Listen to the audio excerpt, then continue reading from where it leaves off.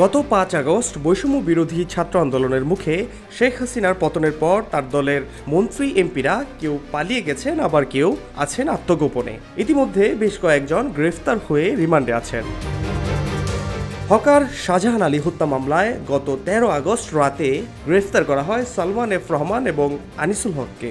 DMP new market থানায় দায়ের হওয়া এ মামলায় ১৪ আগস্ট সন্ধ্যায় তাদের আদালতে হাজির করে ১০ দিনের রিমান্ডে নেয় পুলিশ। রিমান্ডে প্রথম দিনের জিজ্ঞাসাবাদে তারা দেশে অনাকাঙ্ক্ষিত পরিস্থিতি তৈরির জন্য দায় চাপাচ্ছেন সাবেক স্বরাষ্ট্রমন্ত্রী আসাদুজ্জামান খান কামাল ও আওয়ামী লীগের সাধারণ সম্পাদক সাবেক সড়ক পরিবহন ও সেতুমন্ত্রী উবাইদুল কাদেরের উপর। ডিএমপি সূত্র জানায়, গ্রেফতারকৃতদের অপরাধ শুধু পুলিশ কেসের মধ্যেই সীমাবদ্ধ নয়, সরকারের অনেক অপকর্মকে আইনি বৈধতা দেওয়ার ক্ষেত্রে বড় ভূমিকা রেখেছেন আনিসুল হক। তাই তাকে জিজ্ঞাসাবাদের ক্ষেত্রে হত্যা মামলার পাশাপাশি অর্থনৈতিক ও আইনগত বিষয়কে গুরুত্ব দেওয়া হচ্ছে।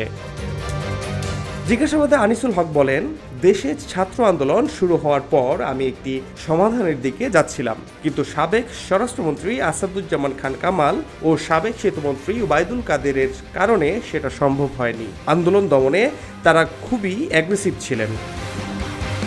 এছাড়া তৎকালীন প্রধানমন্ত্রী শেখ হাসিনাকেও বাস্তবতা বোঝানো যাচ্ছিল না। এ কারণে আন্দোলন এক পর্যায়ে নিয়ন্ত্রণের বাইরে চলে যায়।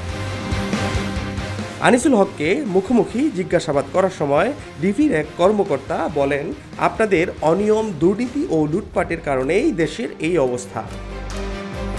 ফাহাদ শাহরিয়ার, খবর সংযোগ।